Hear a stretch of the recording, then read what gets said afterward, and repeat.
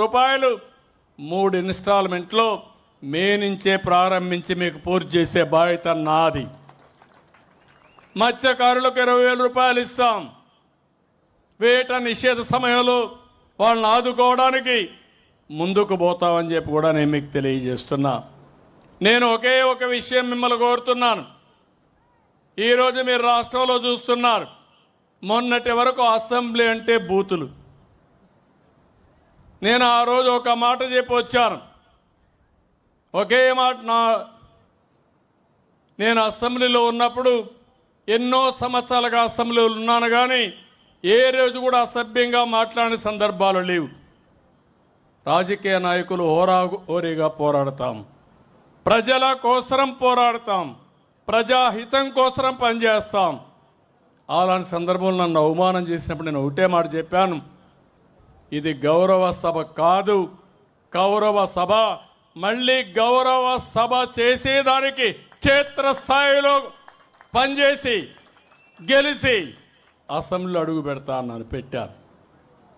మళ్ళీ చూశాను, ఎక్కడ చూసినా ఆడబిడ్డల పైన అసభ్యంగా పోస్టులు పెట్టడం సోషల్ మీడియాలో. నేను రాజకీయాలు సేవల కోసం చూశాను. ఇప్పుడు రాజకీయాలు దిగజారిపోయినాయి. సోషల్ మీడియా వచ్చింది, ఇష్టానుసారంగా నేరస్తుల అడ్డాగా మారిపోయే పరిస్థితి వచ్చింది. అందుకే నేను ఒకే మాట చెప్పాను, ఈ మాటకు కట్టుబడి ఉన్నా.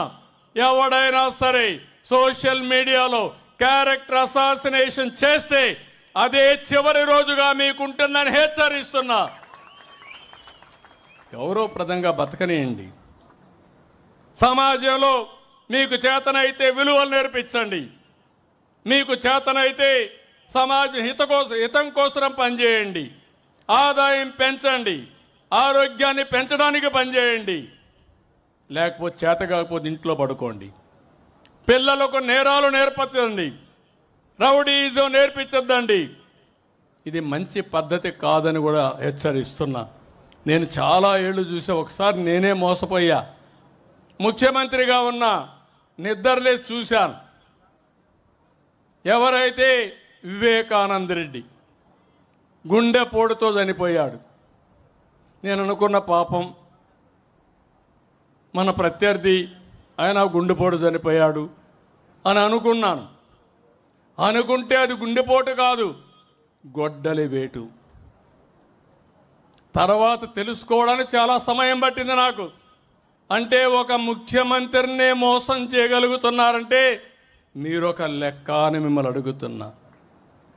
హత్య చేసి ఆత్మహత్యగా చిత్రీకరించే మనుషులుండే ఈ రోజుల్లో, తిరిగి కేసులు పెట్టే ఈ రోజుల్లో వాళ్ళని సమర్థవంతంగా ఎదుర్కోవాలన్నా లేదా అని మిమ్మల్ని అడుగుతున్నా. ఏమంటారని మిమ్మల్ని అడుగుతున్నా. ఎదుర్కోవాలంటే గట్టిగా చప్పట్లు కూడా చెప్పండి, ఇది మంచి పద్ధతి కాదని. ఇది అడిగితే మా మీద ఇష్టానుసారంగా మాట్లాడతారు, క్యారెక్టర్ అసాసినేషన్ చేస్తారు.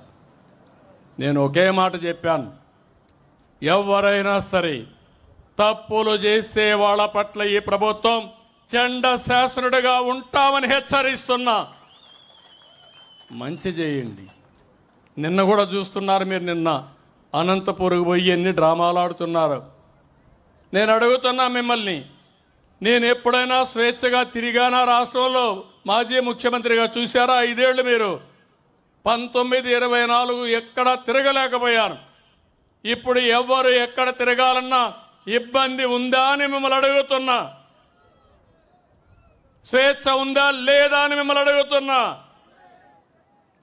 స్వేచ్ఛ ఇస్తే రౌడీజం చేస్తామంటే, నేరాలు చేస్తామంటే, అలాంటప్పుడు గట్టిగా ఉండాలనా లేదా అని మిమ్మల్ని అడుగుతున్నా. ఇలాంటి ఉన్నప్పుడు మీరే చూశారు, ఈ ప్రభుత్వం అభివృద్ధి కోసం ఉంది తప్ప ఇంకొకటి కాదు. అదే సమయంలో ఎవరు తప్పు చేసినా వాళ్ళని శిక్షించే బాధ్యత ఈ ప్రభుత్వం పైన ఉంది. ఆ విషయం కూడా మీకు విజ్ఞప్తి చేస్తున్నా. ఇక్కడికి వచ్చినప్పుడు నేను మిమ్మల్ని కోరేది, ఇప్పటికే చాలా పనులు చేశాం. ఇంకా మిగిలిన పనులు చేస్తాం. అదే సమయంలో నేను ఇటీవల కాలంలో ఆలోచించినప్పుడు ఒక వినూత్నమైన కార్యక్రమానికి శ్రీకారం చుట్టాను. ఆ కార్యక్రమం మీరు చూస్తే ఈరోజు మనందరం కూడా ప్రభుత్వం ప్రైవేట్ భాగస్వామ్యం, దీంతో కొంతమంది వ్యక్తులు పెట్టుబడులు పెట్టి వాళ్ళు బాగుపడి సమాజ హితం కోసం పనిచేశారు. ఈరోజు మీరు ఒక్కసారి చూస్తే ఈ టెలిఫోన్స్ ఉన్నాయి. ఈ టెలిఫోన్స్ అన్నీ కూడా కొన్ని గవర్నమెంట్ ఉన్న ప్రైవేటు వ్యక్తులందరూ వేసి మనకు సేవలు అందిస్తున్నారు. అదే సమయంలో వాళ్ళు కూడా డబ్బులు కొంతవరకు సంపాదించుకున్నారు. కరెంటు విషయంలో అదే జరుగుతుంది, రోడ్ల విషయంలో అదే జరుగుతుంది, పోర్ట్లు ఇలాంటివి చాలా వచ్చాయి. ఈరోజు నేను ఆలోచించిన విధానం ప్రభుత్వం ప్రైవేట్ పీపుల్ భాగస్వామ్యంతో మిమ్మల్ని అందరినీ ఆదుకునే కార్యక్రమానికి శ్రీకారం చుట్టాను. జీరో పావర్టీ అన్నాను, తెలుగులో ఎతికాను కానీ మంచి పేరు దొరకలేదు, అందుకే ఇదే బాగా అర్థమవుతుందని జీరో పావర్టీ అన్నాను. అదే సమయంలో 2 విషయాల్లో ముందుకు పోయాం. మార్గదర్శి, బంగారు కుటుంబం. మార్గదర్శి అంటే ఎవరైతే మీకు మార్గాన్ని చూపిస్తారో, మీతో అనుసంధానమయ్యి మీ ఇంటికి సహకరిస్తారో వాళ్ళని మార్గదర్శిగా పెట్టుకున్నాం. అదే సమయంలో ఎవరైతే బాగా పేదవాళ్ళుగా ఉన్నారో వాళ్ళని బంగారు కుటుంబాలుగా పెట్టుకున్నాం. మీకు అవకాశాలు వస్తే ఇప్పుడు మేము ఇక్కడ ఉన్నాం, ఇక్కడే నూజివీడు ప్రభాకర్ గారు ఉన్నారు. ఈ నియోజకవర్గంలో పుట్టాడు. నూజివీడు సీడ్స్ పెట్టాడు, టెక్స్టైల్స్ పెట్టాడు, అనేక పరిశ్రమలు పెట్టాడు. దగ్గర ఒక 5,000 కోట్ల రూపాయలు టర్నోవర్కి రీచ్ అయ్యాడు. 10,000 మందికి ఉద్యోగాలు క్రియేట్ చేశాడు. ఎక్కడ పుట్టాడంటే ఈ నూజివీడులోనే ఒక మారుమూల గ్రామంలో పుట్టి ఒక పారిశ్రామికవేత్తగా తయారయ్యాడు. ఇలాంటి వాళ్ళు ఎన్ఆర్ఐస్ వచ్చారు, పారిశ్రామికవేత్తలు వచ్చారు, వ్యాపారవేత్తలు వచ్చారు. వాళ్ళందరికీ ఒకటే విజ్ఞప్తి చేశారు, మీరు ఈ స్థాయికి వచ్చారంటే దానికి కారణం సమాజం. మీకు అవకాశం వచ్చింది, అందిపుచ్చుకున్నారు, మీరు ఈరోజు ముందుకు పోయారు. కానీ మీకు ఒక బాధ్యత ఉంది. మీతో పుట్టిన వారు మీ ఊర్లో, మీతో పుట్టిన మీ బంధువులు కూడా ఇంకా పేదరికంలో ఉన్నారు. వాళ్ళను కూడా పైకి తీసుకురావాలి. డబ్బులు అనేటివి, సంపద అనేటివి అందరికీ మెరుగైన జీవన ప్రమాణాలు రావాలి. అంతేగాని సంపద కొంతమందికే పరిమితమై మిగిలిన వాళ్ళు తినడానికి తిండి లేకుండా, చదివించుకోవాలంటే పిల్లలకు డబ్బులు లేకుండా, ఇంకో పక్క అనునిత్యం సమస్యల సుడిగుండంలో చాలా బాధపడుతూ ఉండడం కరెక్ట్ కాదు.